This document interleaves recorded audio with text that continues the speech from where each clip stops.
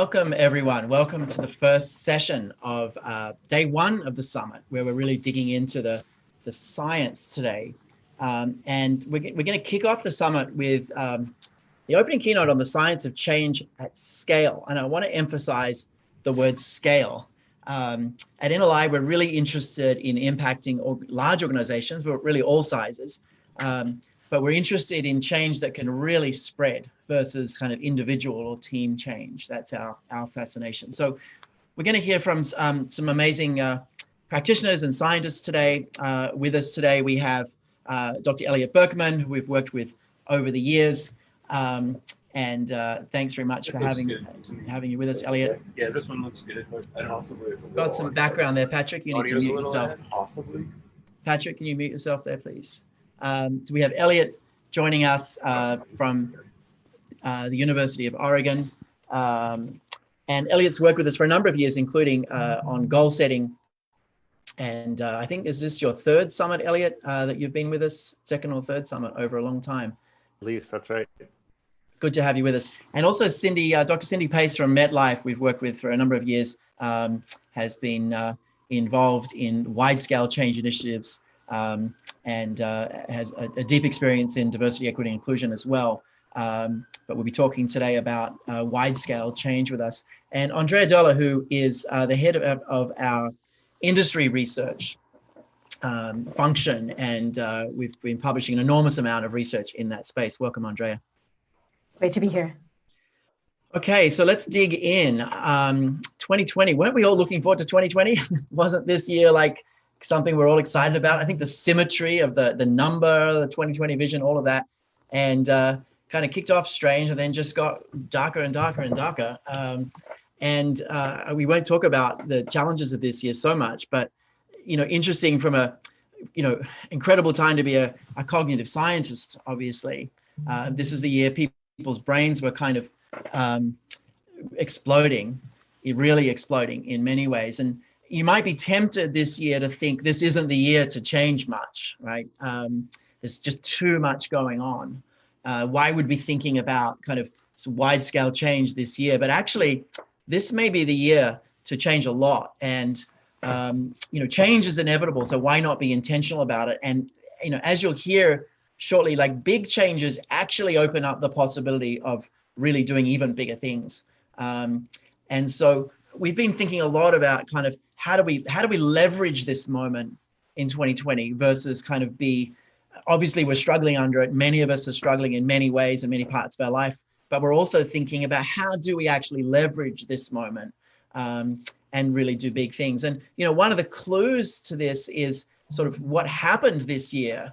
And this is some data from McKinsey. I mean, this year, we all sort of felt this, but look at the data, like increase in remote work, people expected it would take 454 days. It took 10. People were expecting 511 days of changing customer needs, took 21. So it's possible that enormous changes can happen much faster than we expect. Now, no one wants to kind of fake the next pandemic to make people so focused. But there are definitely aspects of change that we haven't really understood. Like no one could have imagined those things were possible, right? So what else are we not imagining correctly? That's kind of the challenge. And really, we're going to be addressing this over the 3 days. What else are we not correctly imagining because we just haven't seen these things yet?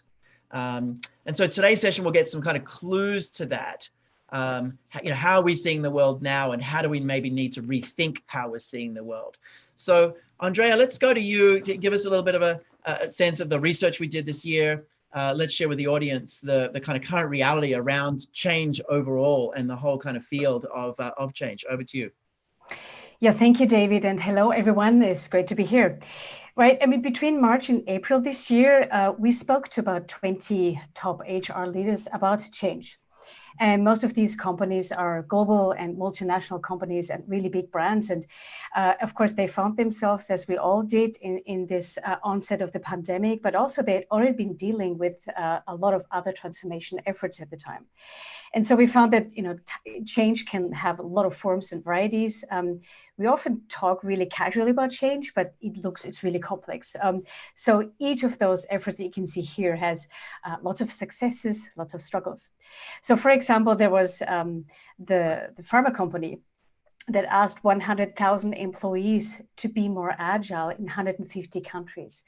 We spoke to the automotive company that revamped their hiring and selection processes for 850 hiring managers and their HR partners.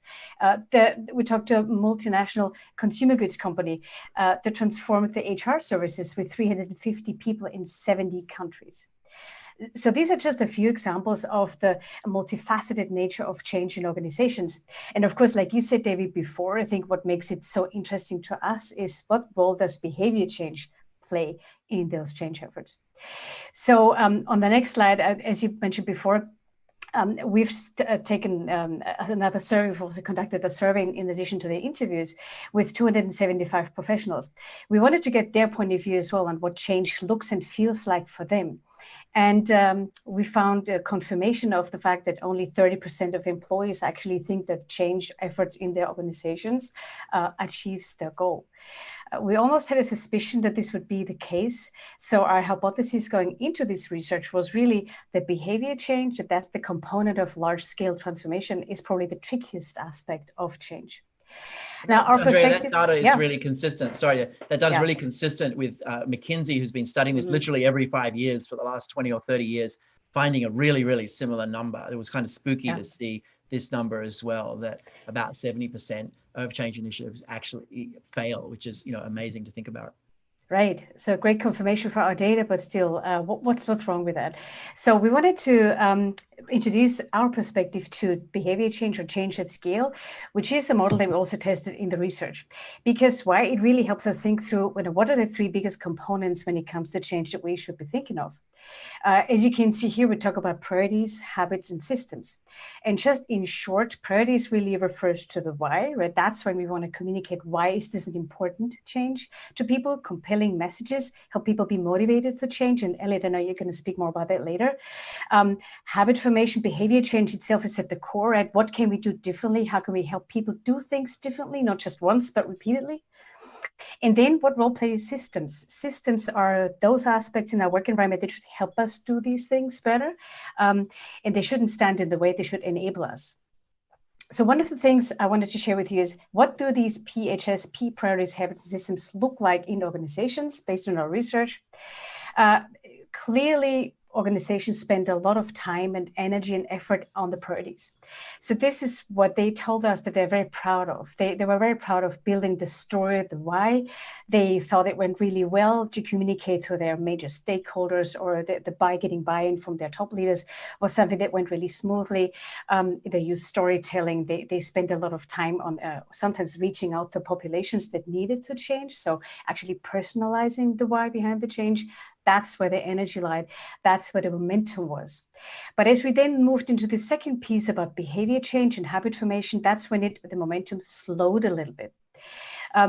So it was clear to us. Just a comment there. Sorry to cut you off. Just a comment there. That actually parallels with about 30 years of behavioral science research showing people over-index on the motivation side, like thinking like, oh, if we could just get people to care, right, they would change. And so it's really not the case. And we saw that like with, smoking research. If we could just tell people, how dangerous it was, they would maybe stop. But, all those warnings and labels, don't do much, it turns out.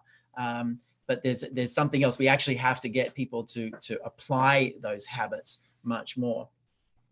That's right. And I found it interesting that our HR leaders really had a very clear understanding about the importance of behavior change. So they all gave it a 5 out of 5. We know that behavior change is really important.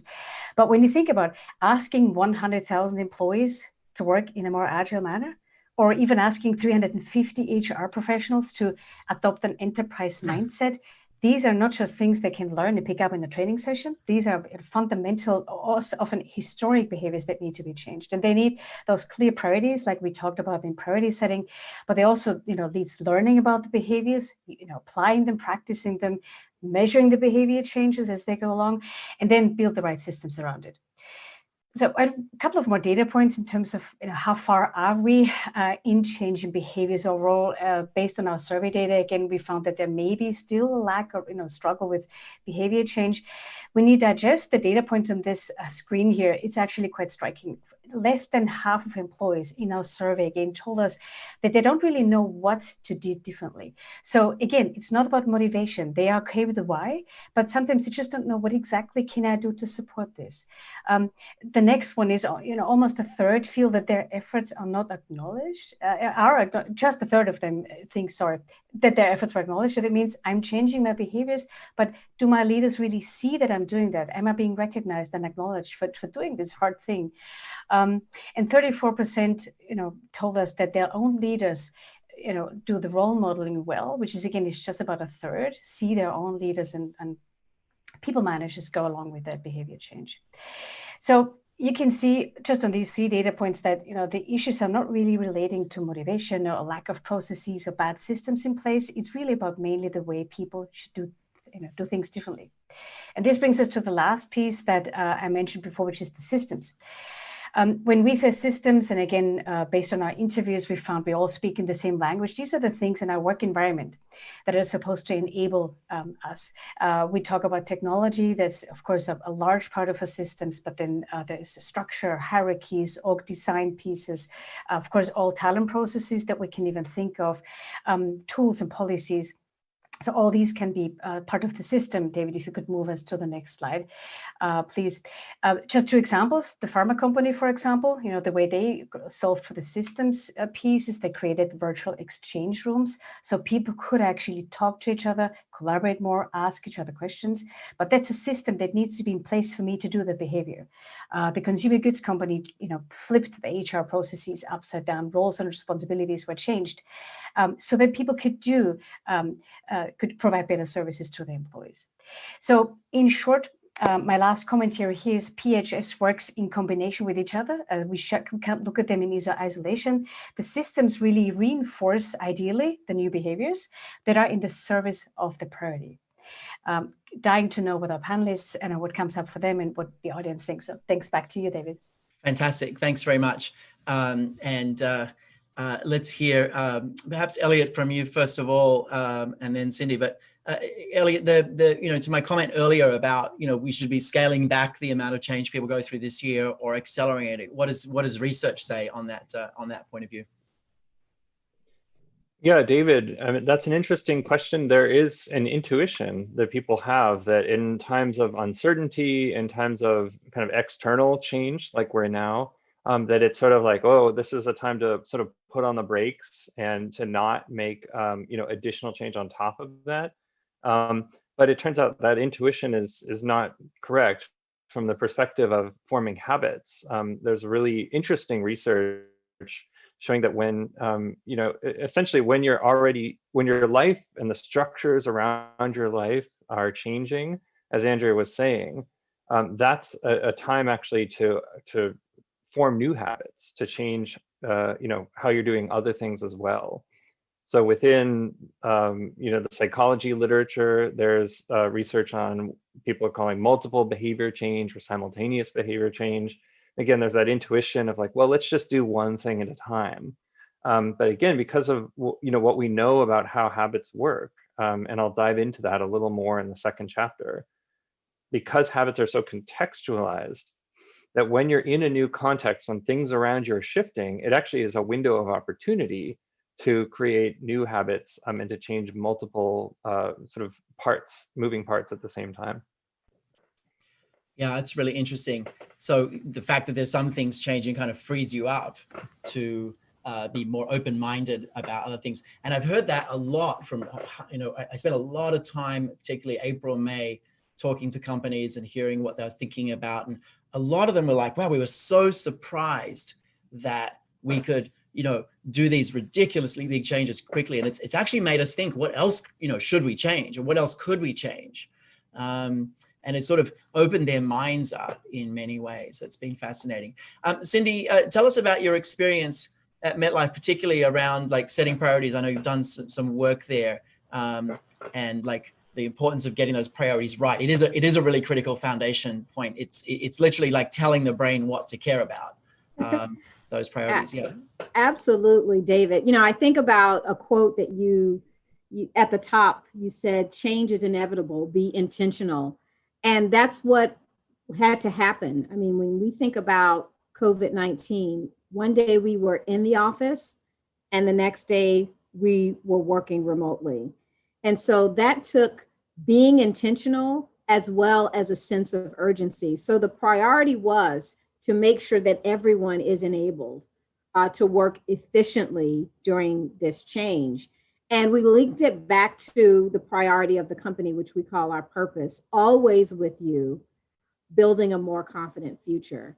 And so it was about tapping into that and really living it, people being more empathetic, more vulnerable. You know, Elliot, you talked about, you know, this ability to not question, should we change? I think what we did at MetLife was we said, what do we need to stop doing and prioritize what's most important for us to be efficient in this time? So when I think about the model, Andrea, that you brought forward, the priorities, the habits, and the systems were reinforcing mechanisms for us to be able to keep our business running at this time. Yeah, fantastic. Thanks very much. So this is the first audience digestion. And what we'd love you to do is put some comments in the chat, put your insights in the chat. Remember, if you have questions, there's a different tab for those. You can put them in the questions tab.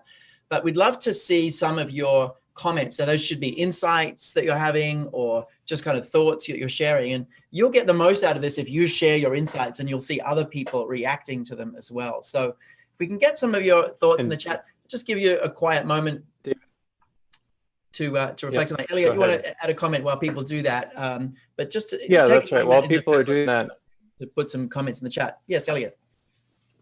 I do see there was a question that came up earlier that I want to speak to. Victoria Littlefield asks, "What about the idea of change fatigue?" Which is a good question. So while you're kind of digesting, you know, think about that. But my response. Change fatigue is real. That's, you know, I think we've all learned that firsthand this year.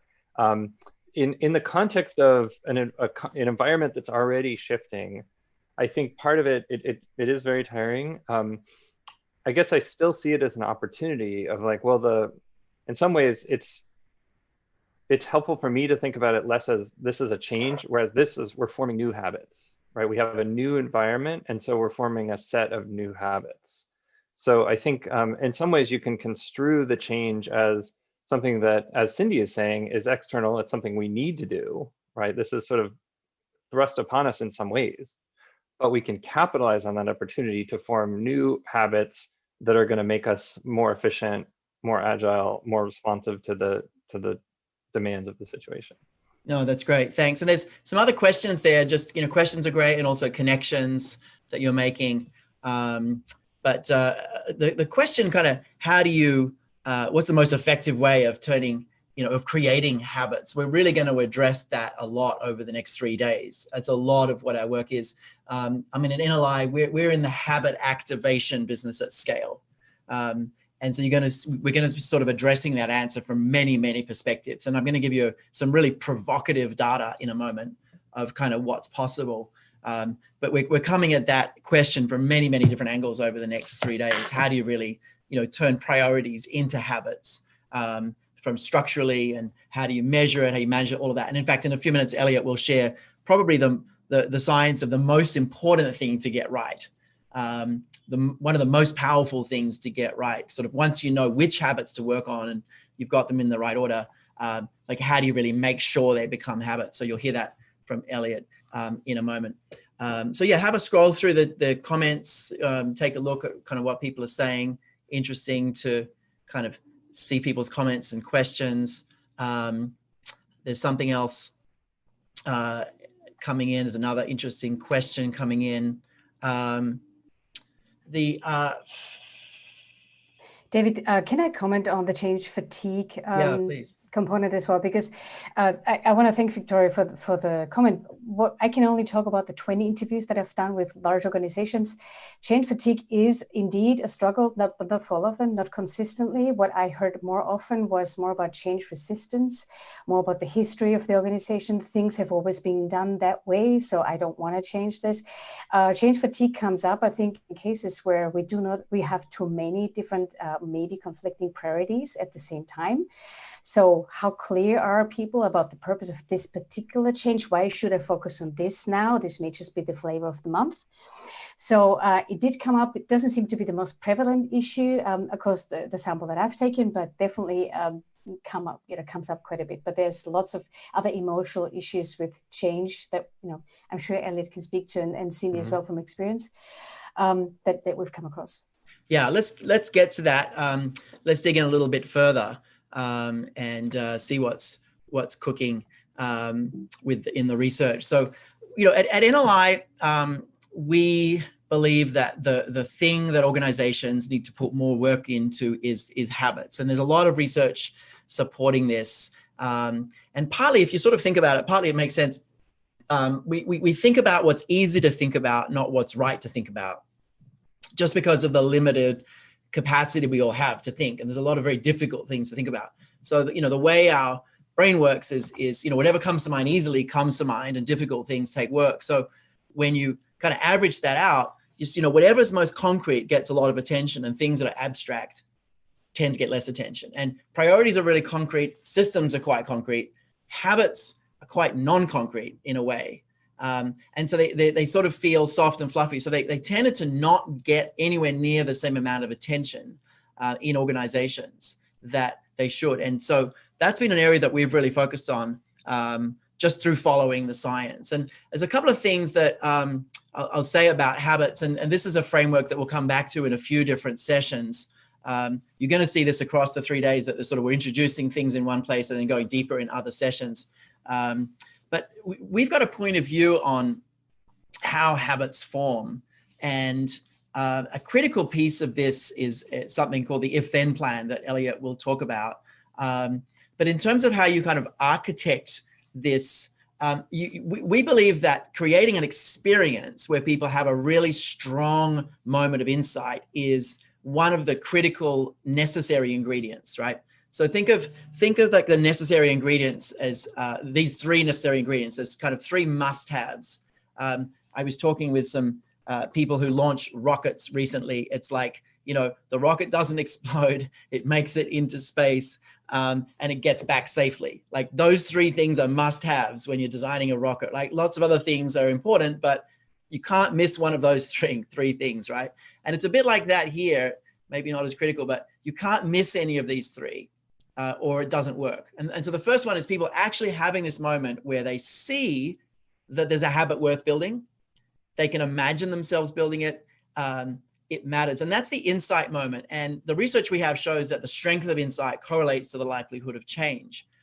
Now, what's fascinating about that is you can facilitate that insight infinite ways. It can be a classroom, but it can also be a video. It can also just be a question. It can be a text message, right? It can be a photograph. It can be a meme. Like, the question is, how do you create a really strong insight? How do you scale that, right? And we're experimenting with lots of different ways of doing that. But you have to have a moment where people go, oh, that looks important. Oh, actually inclusion is a good idea, right? Or, oh, actually people feeling like they're treated equitably, that's actually really important. I should do that, right? That moment. If you don't get that moment, everything else kind of doesn't do anything. So that's one necessary condition. The other one is really important, and we'll talk about this again in other sessions, is when that happens in a social situation, a number of things are different. So you actually store the insight and the memory in a much more robust memory network. You can access it more easily later. But also you've got this very strong positive social pressure of like feeling like people are watching you. So if you have an insight, but you have that and you're with people that matter to you, you're dramatically more likely to actually activate that. And then a really critical factor is one habit at a time over time, because that's the digestion rate. And Elliot sort of, threw this out there, but it's so important that you're not trying to like change habits, but just build new habits. And in focusing on new habits, you're tapping into something the brain is actually really good at. The brain's actually really good at creating new habits. It's kind of getting rid of ones that's really difficult. But we create new habits like many times a day, every day, without much attention at all. So what we've got to do is kind of create a new habit and then do that over time. And in a couple of minutes, we'll get Elliot to talk about some new research on the most powerful way to do that last piece. So we're going to give you the kind of essence of that. But before that, I want to do a poll. It's kind of an interesting poll. So as you think about change at scale, so this is change at scale. And my provocation I started with was like, what else aren't we imagining correctly? What else are we not imagining correctly? So as we think about change at scale, imagine polling people a month after some kind of event or some kind of workshop that you run that you think should like create habits. So imagine polling people, not necessarily one of ours, maybe just something that's not something NLI does, right? What would be your target percentage of people applying a new habit each week now? So like we asked this of a retailer we worked with, you know, they said 20% would be great, 50% would be extraordinary. So if you were like, you know, training 1,000 people, for example, putting them through some kind of experience, some kind of workshop, what would be your target percentage? And just there's a poll should be coming up in your platform right now. If you can click either A, 0 to 25, or B, 26 to 50, or C, 51 to 75, or D. So if you just click one of those, we'll keep that open for about 30 seconds more. Just what would be your target? Just really curious to kind of see what comes out from the group. We'll give that another 10 seconds. Just click on that. I know we got over 1,000 people there, so hopefully we can get lots of clicks there. All right, let's close that off. And we'll see the data in a moment. But I want to give you, before we see that data, I'm going to give you a provocation. And this data, I just tell you in advance, is really provocative because it's, you know, it's something that even we're amazed by and continue to be inspired by. So over every year, we look at the data of all the work we're doing and we try to see patterns. And this year, we definitely did a lot of scale work. So a lot of things really impacting large numbers of people. And what we measure, and you'll hear more about this in later sessions, is we actually measure the percentage of people applying a new habit each week now. So if you've got 1,000 people, we actually can measure the percentage of those 1,000 now applying that desired habit. For example, you know, being thoughtfully inclusive in a new way. What percentage of 1,000 people are actually doing that? And so I'm looking at the poll. 6% of you said your target would be 76 to 100%. So 6%, you know, was D at the bottom. The biggest number was 0 to 25. So just under half of you thought that, you know, you should target 0 to 25%. 32% of you said 26 to 50, but basically up to 50% was, let's call 75% of you. 3/4 of you thought that it was under 50%. So here's where I want to kind of explode your brain a little bit. And this data is not unusual. So this is a project with 9,000 managers, which means we're actually impacting close to 100,000 people. So 9,000 people managers over a month or more after they learned how to mitigate bias, were 77% of those were actually deliberately mitigating a bias weekly. Like in the last week, they'd done that and were involved. That's the hardest thing that we teach, by the way. So that's like from our perspective, that's a low result. It's an incredible result compared to, you know, what you're expecting from the poll that we just saw.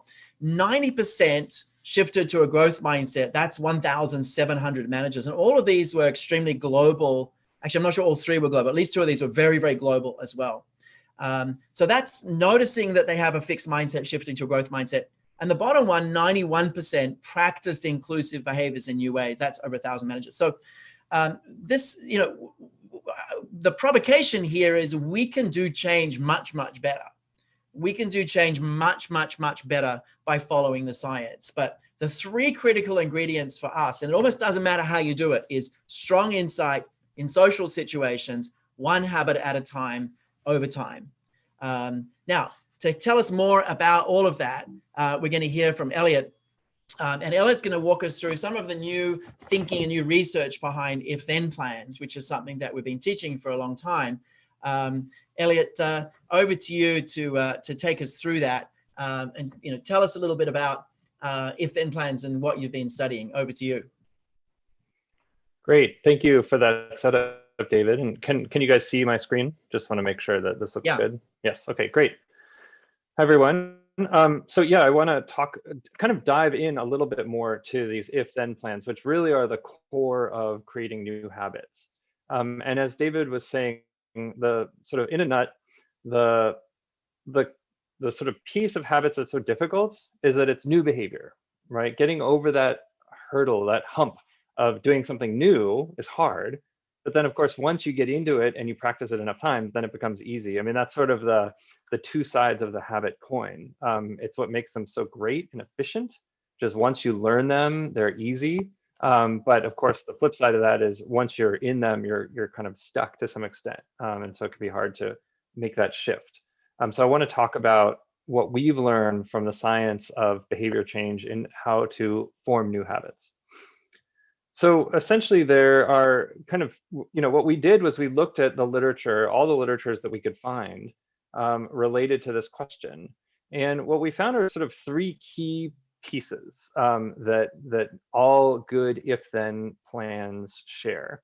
And I'll walk you through what these different terms mean in a second. But what they have is what I'm calling mental time travel, ideal reality contrasting, and contingency planning.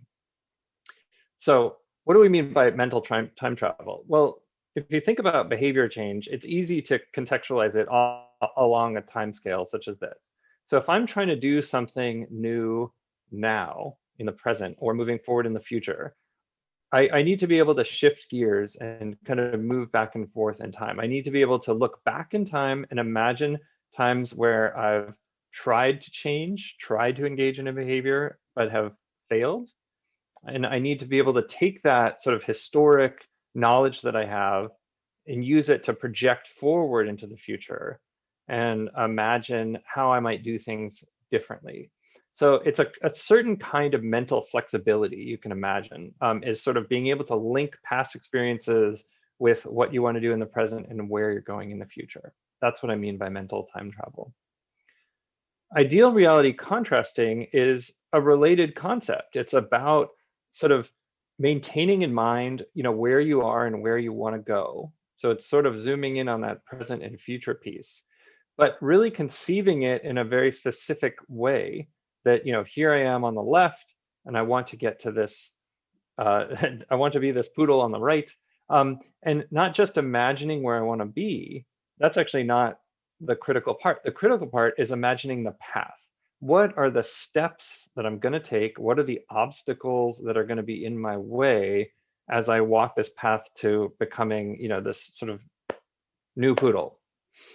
And the final piece is contingency planning, which really is, we call them if-then plans. Good if-then plans have all three of these pieces: mental time travel, contrasting, present-future contrasting, and then contingency planning. But it's a little bit more elaborate than just a simple if-then. I like to think of it as a plan for all occasions. So it's not just if A, then B, but it's really if A, then X, if B, then Y, etc. So thinking through all occasions. So as James Bond would say, be polite, be courteous, show professionalism, and have a plan to kill everyone in the room. So here, James Bond is exhibiting good contingency planning, right? At every eventuality, you have a plan. So to me, those three pieces are kind of the key of what would make a really good, robust if-then plan, or you could think of them as sort of a set of plans that will be more likely to succeed in supporting new habits. We've taken the step further, which is to try to identify specific habits of people that are particularly effective at forming good if-then plans. And we've gone ahead and created a scale. So this is a 30-item measurement device that can assess what we're calling planfulness, which is sort of the tendency or the ability to form really good if-then plans. it has these 3 pieces, so different items on the scale ask questions about these 3 different parts. So for example, a mental time travel item that's reverse keyed, meaning people who score higher on this item have worse mental time travel abilities, would be, when I make decisions, I primarily consider how I feel in the present moment, right? So there's somebody that's grounded in the present moment, but is not sort of considering the past and the future. So that would be low mental time travel. Contingency planning would be something like, I prefer to take things as they come rather than set out with a specific plan of action. So again, that one is reverse keyed, and that's sort of the anti-James Bond, right? Who is not going to take things as they come, but have a plan. So you kind of get the idea. This is what, so, and I'm happy to share this is a publicly available instrument. As I said, there's 30 items. And, you know, we've been doing research on this and looking at, you know, what are the sort of habits and abilities of people that act in these ways. This is just to show you, we've done a lot of the under the hood psychometric work. This is quite a sort of a sound instrument. The 3 components of mental time travel and the kind of contrasting and contingency planning are each independent, sort of observable within the scale, but then they also are all kind of link up to this higher order factor. The P at the top we're calling planfulness. And it correlates the scale, you know, scores on the scale correlate with the things that you would expect, such as grit and conscientiousness.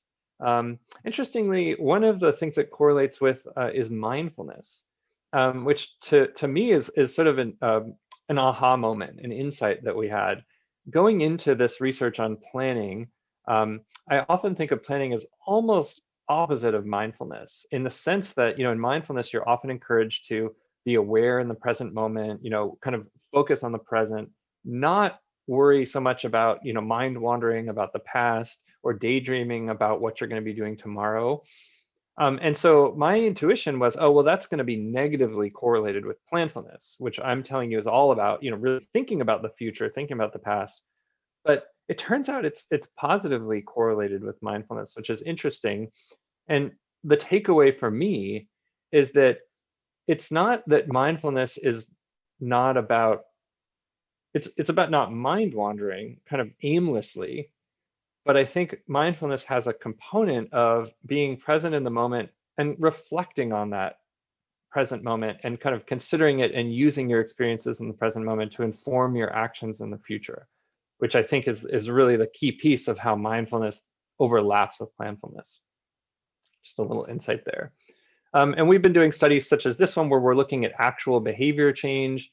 Here, for example, we're predicting, these are folks that came into the gym, the student rec center at the University of Oregon, where I work.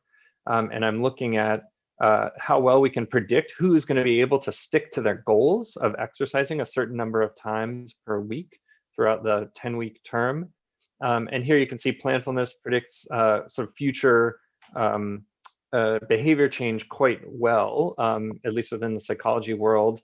The way we measure an effect size is by saying a 1-point increase on our 7-point scale. Planfulness, you can have a 1 to a 7, 1-point increase. So if you can move somebody from a 4 to a 5, in our folks that brought them to the gym about 13 more times across the academic term than if they had stayed where they were. So, I mean, to us, this research is showing that planfulness, I can think of it as a trainable trait. And what I mean by trainable is that I can tell you what goes into it. I can tell you very specifically what are the 3 things you need to do to be a planful person, which is a nice feature. It's a little different than some other traits in that way. And there's a really important, in the organizational context, in the sort of thinking about this at scale context, managers can help. They can help people form better, more complete plans. So not just a simple if-then, but really an if-then that draws on mental time travel, that draws on contrasting between where they want to be, ideally, and where they are, and that effectively uses kind of robust contingency planning. And managers can kind of be force multipliers here by drawing a connection between habits and priorities. And that's something we can talk more about in the discussion section, but certainly one of the things that we consistently see in our work is not only is it important to have habits and have good habits, as NLI knows well, you also have to have good priorities in place. And we're learning that that's something organizations do pretty well. But a third piece is it's really important to help people draw a connection between the new habits they're forming, the new behaviors that you're encouraging, and those priorities that you kind of want people to have top of mind. It's easy sometimes on our day-to-day lives to lose that connection, to sort of be focused on, I'm just doing this, I'm doing that, and not kind of remember how it's connected to the higher level abstract priorities. That's great. So Thanks, with that, Elliot. move into panel. Yeah, thanks so much. That's great. Appreciate you sharing that. So, planfulness is something measurable and improvable, and something really important in our ability to drive change at scale. So there's more than just if-then plans. There's if-then plans and kind of really expanding to some of these other things. I'm reminded, and Cindy, I'll come to you in a moment, of sort of what your reflections are. I'm reminded of this concept. It was in a book a few years ago, one of the John Berkman books, about kids develop a what if module. Like, what if I was a space person? What if I was a pebble? What if, not a rock? What if I was a tree? What if you were a dinosaur? And they sort of imagining, and it is like mental time travel. Imagine this was 10 years from now, and it's this kind of what if module where they're picturing a difference to the reality. And that ability comes from play. And if they don't, play as kids a lot, they don't develop this ability to imagine different things. And that imagining different things is that kind of what if module. So, people who are very, very concrete and want to think in terms of, really concrete things sometimes have trouble with that what if module, because it's kind of very abstract and sort of loose and not real in a sense. So interesting connection there. Maybe Cindy first, what's your reflections on Elliot's research there and some of the connections back to what you've been doing at MetLife as well? First of all, Elliot, amazing research. I took a lot of notes. And one of the things, when you talked about planfulness, what immediately came to mind was strategy. Strategy, having a plan of action. And for MetLife, that's what we were executing. That's what we've been executing. So in January, that's where we started with this, from the mental piece that you talked about. We were thinking expansively, where can we go? Where can we take this 150-year-old organization? And then there were three things we were focused on: to focus, to simplify, and differentiate. But it's a plan that can be adapted. And so when I started to think about the other things that you said, especially on the mental piece of being able to be in the here and now, look in the past, and that's what we had to look. Where has MetLife been strong for 153 years? But then look to the future. And that means all these external forces coming at us. We didn't even know about COVID at that time.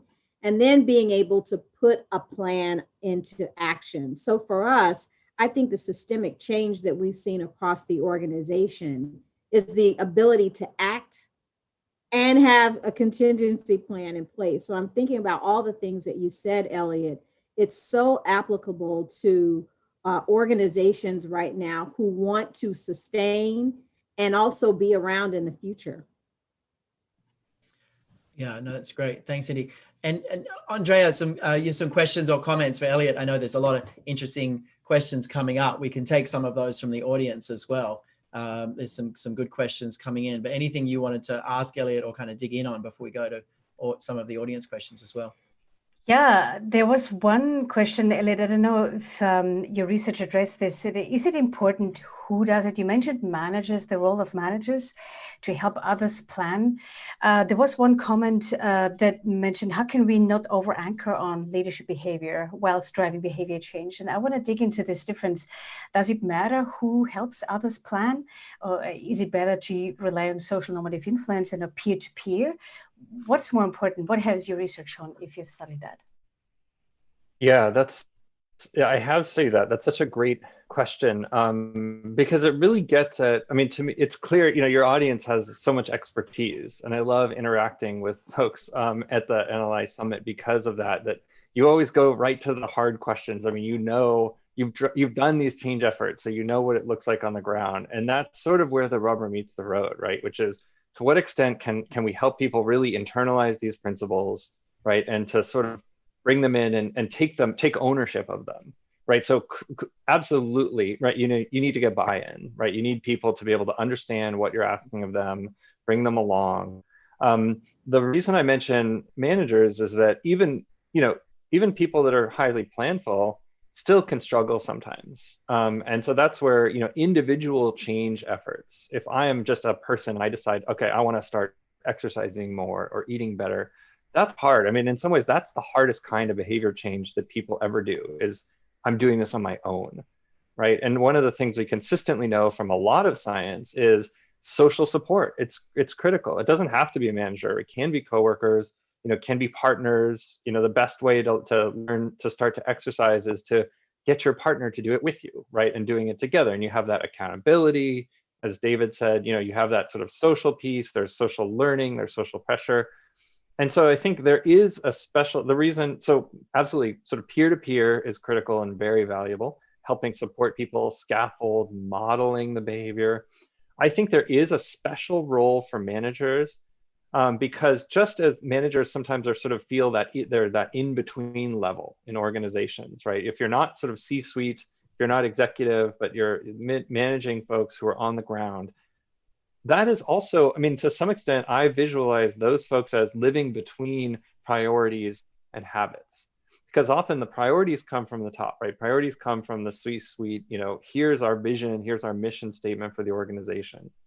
And then the habits, the people who are actually implementing the behavior, are usually the folks on the ground, the front line, sort of customer facing, what have you, right? And so the people in the middle are really in quite a unique position to help translate and to connect the priorities and the habits. So I think that's sort of the special role that managers have.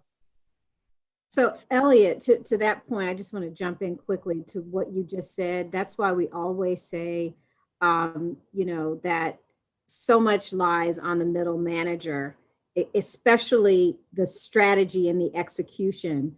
But what we've also found is the power of teams. Back to David's point on these social systems, almost like looking at your background, these networks, and being able to connect people for what you've talked about, the sense of accountability, but also the sense of support. Because as we talked about change fatigue earlier, when you're doing it as a unit, then you can keep each other energized so that you are holding each other accountable for habit formation and the consistency of that, so you can see the effects of change. Yeah, it's really important. We're going to present more on that in day 3. Day 3 is from the field today. Today is from the lab, day 3 from the field. And we've got a really powerful session called Impact, Scale, and Speed. We're going to kind of dig more into some of these things, but the social effect is really important. And we'll share some data there.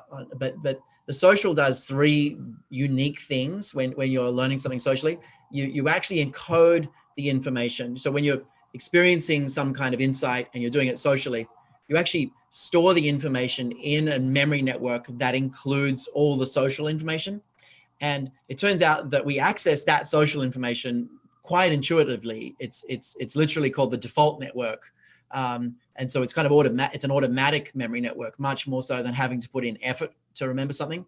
And so essentially, if you're remembering, inclusion matters, but you're also remembering a bunch of people who were there and what they were wearing and how they were feeling and, who was upset and like all this other information. If all this other information is connected into that network, then basically the whole network of, inclusion matters is much more robust, because, and you can think of it loosely as a social memory network. So you actually encode an insight much more richly because it has this social information tagged to it. And we'll show you some more data on that. So that's one benefit. The second benefit is you sort of related to the first, but you recall the idea much more easily. And as we'll talk about on day 3, there's a really critical goal, particularly in the kind of work we do, which is human skills, is you actually need easy recall under pressure of ideas. So if you want people to be inclusive, it's not like, Well, they can vaguely remember the idea or recognize the idea or recall it. It's actually that, or even easily recall it. It's actually way down on the continuum that they can easily recall it under high cognitive load. So they actually, while they're really busy and overwhelmed, really effortlessly remember, oh, that's right, I'm supposed to be inclusive, and with this kind of if-then plan. So this is where creating really sticky, simple things, but that form insights, but also doing the social is so important, right? So the social, you get encode more richly, recall more easily, right? And that's so critical. And then the third one is you act more often, and that's the social effect. It's sometimes called the panopticon effect of thinking people are watching you, thinking everyone's watching you, so you're more likely to do it. So there's some interesting research we'll present on day 3 there. So, the link here to PHS is, we think habits are the missing piece. Certainly at NLI, it's the work that we're focused on. It's not to say that, you don't need to get your systems right, and there are good firms that can help think about reorganization and structure. But for us at NLI, we're in the behavior change business, and the biggest missing piece is really good strategies for activating habits at scale, like planful, evidence-based strategies for activating habits at scale. And the sort of no-brainer for us is you've got to have people, like thousands of people, literally everyone, with if-then plans. And what we're seeing now, from Elliot's work, it's not just if-then plans, it's also broader, even more broadly, like planfulness. And this is some new research that's coming out. So we always love to push ourselves and our audiences every year with new things that are coming out. So, strong insights, absolutely, in social situations, absolutely. One habit at a time, absolutely, with a really strong if-then plan to make sure it happens, and broader planfulness. That's kind of how we see this overall. Elliot, any comments you want to make there before we go to chapter 3 in closing? Oh, that's great. Yeah, no, I think it all sounds good. I mean, there's more to say, but I think let's move to chapter 3 and we can kind of tie it all together at that point. Yeah, absolutely. For better or worse, we have a bias that lots of you are going to be at lots of sessions. So we kind of designed the 3-day experience of giving you like good amounts and then kind of coming back to it and all these things. So over the 3 days, you're going to have these big insights kind of form together. So hopefully you were able to come, if not to the whole 3 days, to the sessions that are really right for you. We also have a session, a really important session around later today on designing learning in a disrupted age, where we're going to come back to some of these principles in detail. So if you're interested, I see a lot of questions around how do you build habits? How do you make sure they stick? All of that. There's a session later today on designing learning in a disrupted age that's super, super relevant. So Andrea, over to you. Tell us a little bit more about the research. I know there's some provocative research that we've done on change initiatives. Tell us more about what we found in the study. Back to you. Yeah, thank you. Well, I'm really curious to see what our panelists in particular and our audience thinks about the next 3 findings that we've made. We didn't mean to have the research to be provocative, but what we actually heard from the HR leaders was really raising our own eyebrows to see what can we make of that. So in this last chapter, I wanted just to run 3 findings by you that we made in our interviews, and I'll let you share them first, but then really hear from you. Basically, the first thing that struck us during all these conversations and also the survey was that our learning about obstacles when it comes to change at scale, behavior change at scale, our list grew and grew and grew longer than any other of the other items that we collected in this research. So there's a lot that causes worry, that a lot that seems like an obstacle or really difficult to deal with. But 3 themes really stood out to us. And one of them was actually mentioned by an audience member. And I'm happy to say that we'll dig into this a little, which is rewards. So 3 things popped up over and over again. So basically mentioned most often. The first one is in regards to rewards. The second one is in regards to time. And the third one is something that is a recurring topic about role modeling by leaders. So let me run you through them. If you could move to the next slide, David, please. So the first one was to the topic of rewards. So we found that, despite leaders' really good and clear understanding, I said this before, we know that behavior change is at the core of large-scale transformation efforts in organizations. So we know that. Our interviewers know that. But when we actually then asked, do you reward people for behavior change? You ask them so many things to do, hard things to do, overcoming resistance, change fatigue, all of these things. Do you actually reward them? And the answer was unilaterally, basically no. We do recognize them. So there are various forms of recognition and acknowledgement, such as, for example, there's a lot of like acknowledgement events that are being done. There is a lot of storytelling. There are video platforms, there are picture events, websites where demonstrated behavior change is being highlighted, acknowledged, and really talked about. There's another item that I call it proxy rewards. This is interesting for me because it talks about those implicit expectations that organizations set up. So, for example, almost like those who will come along on the change, they will reap the benefits later because they will have more engaged employees and they will have a higher performing team. These are not clear metrics, but these are implicitly built in. One HR leader told me that it's almost like an unwritten reward. People think if I'm a good student, I'll get promoted. But again, these are not clear. These are implicit. So I found that interesting. So the conversations overall left us wondering, based on the significance of behavior change, is it rewards or is this a missed opportunity there? Really curious to hear, particularly from Cindy, what you have, in mind for that, because from a practitioner's point of view, it's really interesting to see, how far can we go? The next topic is about time. Now, this is not just about time in terms of we don't have time to do behavior change because our calendars are all overflowing. This is about also the planning about the change effort itself. This is about, should we move faster? Should we move slower? Is this the right time in this year for change? Have we been, spent too much time or too little time on planning the change effort? So lots of doubts that, those HR leaders shared with us.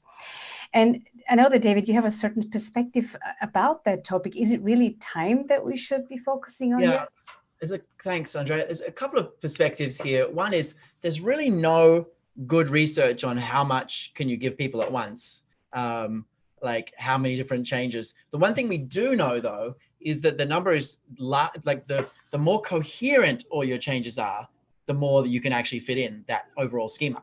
Right? So if you give people 10 completely different things to do that don't fit together in any way, they just won't remember them, hold them together. But if you give them, 3 sets of 3 things and they actually hold together overall and everything fits together, it's much more likely. So there's this whole thing about how much can we give people, how quickly. I remember one company showed me like 46 change initiatives they were trying to do all at once. And I was like, is there an overarching schema here? And I said, no, it's 46 different things. Like, oh my gosh, it's like literally the cognitive overwhelm from that just stops you even starting, right? So there's a lot about fluency that comes up a lot. It's a word we've been using a lot in the last couple of years since we presented it at an early summit. So fluency is literally your ability to process something, right? And so the question is not like, how much can we pack into a certain amount of time, but how fluent will people be with these change ideas? Will they all make sense? And I know, Cindy, at MetLife, you've done a lot of work on kind of the fluency of what you want leaders to do. Maybe you can share that in a minute. The other perspective here is that basically when you say, look, we can't change because we're just too busy. When you say that, everyone's like, well, yes, that's obvious. People are very busy, busier than ever. But you end up sort of at kind of a dead end. There's nothing you can do with that. But I actually have a provocation. I don't think that it's time so much as attention. And when you frame it as how do we get people to focus attention, you get a really different result, because it turns out you don't need a lot of attention to create change. Like, for example, if people created an if-then plan, like, I'm going to speak, if I'm in a meeting as a leader, I'm going to speak last on any point of view, right? If you, create that if-then plan, if people were just like thought about that if-then plan literally for 30 seconds once a day, you would watch them do it every single meeting. Like, that's not a lot of time. 30 seconds times 5, 2.5 minutes. So the question is more not how do we because basically when you say people have no time, it's like, well, okay, yes, that's true. So what are we going to do? Nothing. But when you say attention's limited, how do we hack the strengths of the brain and get people to focus attention maybe in shorter, more regular bursts in really different ways? That's where we start to have access to this. So there's sort of 2 different ways of thinking about it. One is sort of how much do we pack in overall? And then the second thing is kind of how do we focus it more on getting people to have short bursts of attention than just sort of complaining about lack of time. Cindy, do you want to comment on the first thing first, maybe just the sort of, fitting things together? I know you guys we worked with you on building a framework. Tell us a little bit about that. Yes, David, you worked with us on building a framework. One of the things we talked about earlier was the priorities, right? So for us, the priority we call our purpose. And again, always with you building a more confident future. But then it was the how are we going to, what are the behaviors? So you have your purpose, you have the strategy, focus, simplify, differentiate. And then we wanted to move from just, I would say, a poster of values to something that was habit forming. So we worked with NLI and came up with the success principles. And within those principles, we talk about what is expected in 3 different ways. We want to be future focused. So in us building for the future, what do we need to do?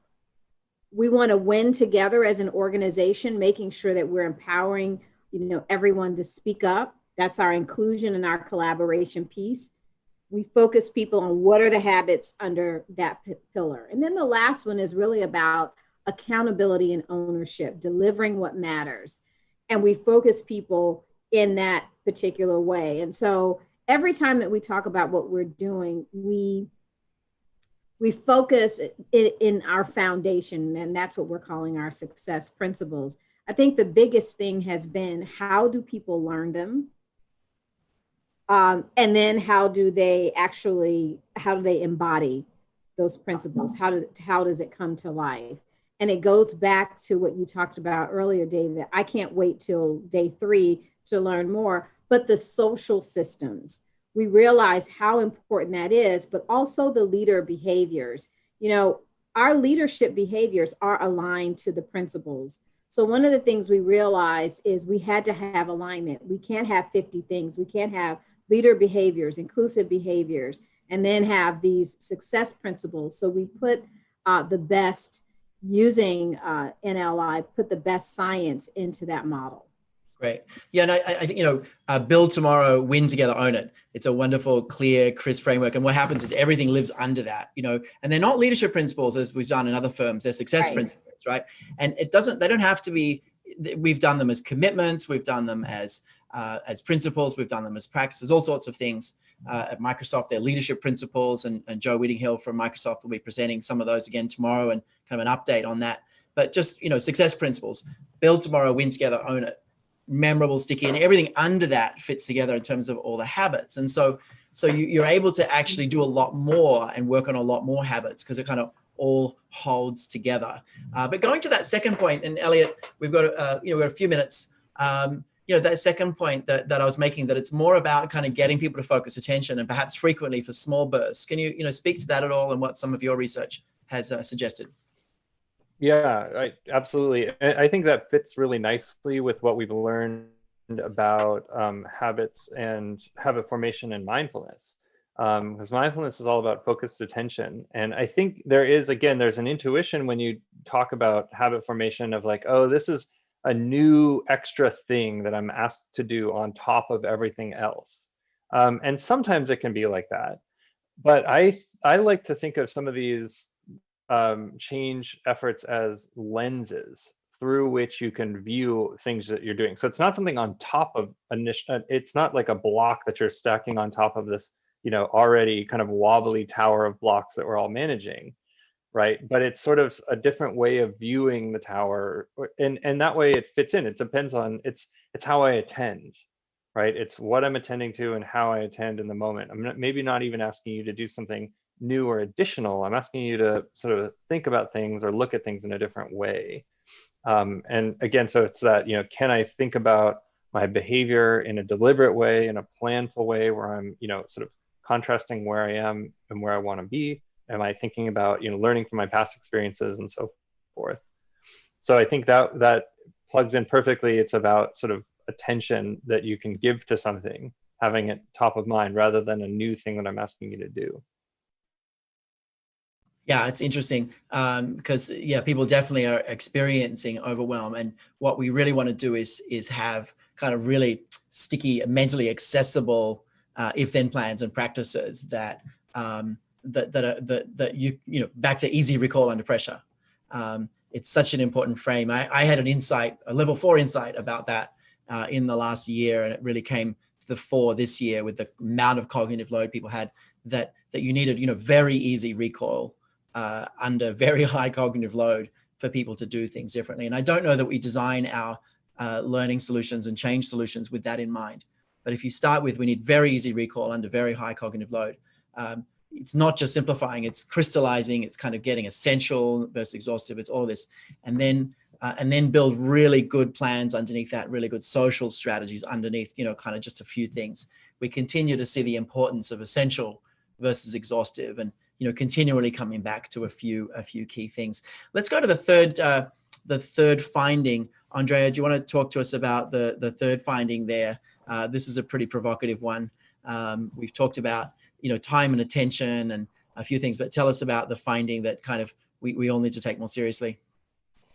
Yeah, we've discussed it and we've touched on it before. The last obstacle was actually a lack of leader role modeling. It turns out that many top leaders expect naturally that their leaders, senior leaders, people managers, would automatically role model the behaviors that employees are expected to change and to do. But when we look at our survey data, you may recognize this one data point, is that only 34% of employees actually see their people leaders change their behaviors. So this brings, again, the question back to us to say, how much can we rely on people managers and senior leaders even more, as there are such critical personas in any type of change, particularly behavior change? Elliot, you've spoken to that as well. So that is really our last question to our HR audience, or to all our audiences. Is role modeling actually guaranteed? Can we be sure that our leaders who are sometimes change agents in those change moments, really doing their job and changing behaviors that we're expecting everybody else to change? So this is the third finding. Curious to hear what others have to say. Yeah. We've got 5 minutes for questions coming up. So folks, feel free to think about questions you have, or just comments in the chat, sort of what's been meaningful for you. We've got a session on not Wednesday, I think third day on the from the field day. We've got a session we're opening with around, I call it offhand, kind of how to change a company around DEI, but it's the title is Strategic Diversity, Equity, Inclusion. But it's sort of one of the big missing pieces that we noticed around, particularly the diversity, equity, inclusion space, is just getting this to be a priority for leaders is difficult. And we started to think about all the ways that companies are trying to mobilize leaders. And we unpacked a lot of really interesting insights on the P stage, on the priority stage, particularly as it relates to DEI. There's sort of a bunch of kind of unchallenged assumptions, like, if you could get people like, leaders to have an emotional experience, they'll get on board. It turns out, actually, no, you can come across like an evangelist and they have a status attack, an autonomy attack, and it's not always the right, strategy. And it kind of depends where people are in the bell curve. And again, we'll talk more about this on Thursday, but there's a bell curve. Some people are super supportive. A lot of people are kind of in the middle, a little supportive, depending. And there's also a chunk of people who are very against a push towards more diversity, equity, and inclusion. They feel it as a threat. And so how you design your strategy to mobilize people really matters. But clearly we have to think kind of in a more granular way about mobilizing leaders. If only 34% are, actually modeling the changes that you need, that's terrible work. What's interesting to me is that correlates very closely to the 30% of initiatives succeed. You see that? So I don't know if we can look at some data, Andrea, later about, in the companies where leaders were role modeling, are they the 30% that actually succeed? So that's an interesting one. Let's, Cindy, any comments on some of this? Maybe we'll stop sharing screen and just have more of a conversation. And folks, please feel free to put comments in the chat or questions. We've got about 3 or 4 more minutes. Cindy, any comments on kind of those 3 findings? I'll remind you what they were, that we haven't got rewards right. We're not really rewarding people right. We're not thinking about time maybe the right way, and we're not getting role modeling right. What's your comments or experience in any of those? Well, I think, you've laid the data out beautifully. So there's a lot for us to think about. I would say what is working. And for us, redefining leader, because I think if it's only we're looking that the tone be set at the top for change, and we miss these leaders in our adjacency. They may not have the positionality, but they have the influence. To what degree are they inspiring change? I followed a lot of people who weren't my manager, but it was that they had the ability to connect. And I wanted to follow them. I wanted to change. They became those role models. And so for us, what we find is having a cadre of change ambassadors supersedes positionality. Also, a watch out, that you talked about with change initiatives, and this comes back to change fatigue. Sometimes when you have leaders or people in the organization, they're actually waiting to see if this is real. To your point, David, there's so much coming out. They're like, okay, 5, 4, 3, 2, 1. Oh, it's still here. Oh, okay, we have to do it. So some of the resistance is we don't know if this is going to be around because you all keep throwing out these change initiatives. And so I think, being back to what you said, David, earlier, that change is inevitable. We have to be much more intentional about what we are asking people to do and working with them on how to do it. And so those are the things that I was thinking about as you were talking about the results, which can be depressing, reframing and really rooting it in this research that you're sharing with us today. Yeah, no, thanks, Cindy. What comes up for me is coherence at the level of your priorities themselves, which you guys have done a great job of. And it wasn't all our work. You've done some really good thinking with your new CEO and new CHRO. They've done some really good thinking on the new vision and the strategy. And then, we came in and said, oh, these are the habits then to build that. But you've done a really good work on creating strong coherence around your priorities. And then, what's next for you in many organizations is now how do you create coherence around the habits and the systems? And I know we started some work with you guys that we sort of put aside with this small pandemic issue. But there's incredible work all of us, all the organizations need to do, around habits and then systems and kind of creating coherence across all three of those. I think that's very important, David. There's some resetting that has to be done. We can't ignore the impact of COVID, although it might have brought us some valuable things of flexibility and being able to work remotely. We have to readdress our habits, right? And so look forward to doing more work on that. Yeah, it's a big one. Andrea, any closing comments, or we've got maybe 2 minutes. We started a couple of minutes over. We've got some buffer. Any responses to some of the questions, or Elliot, anything you want to respond to before I have some closing comments? Elliot, do you have anything you'd like to comment on?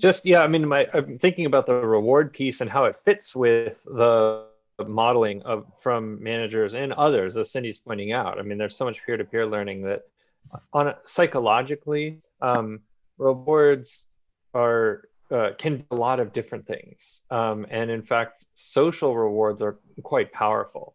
So seeing a behavior being encouraged by a peer, or even noticing that a peer is imitating you, right, can be its own form of reward and can be quite powerful. So when you're seeing that modeling from the leadership, for example, that can undermine some of these other components like the reward as well.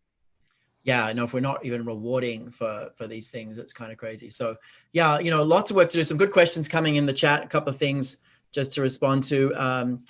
Question. David, if I could just jump in right quick, I would be remiss if I didn't add this piece in about the rewards. One of the things that we did is we took the success principles that we worked with you and we put it into a reward system called Center Stage.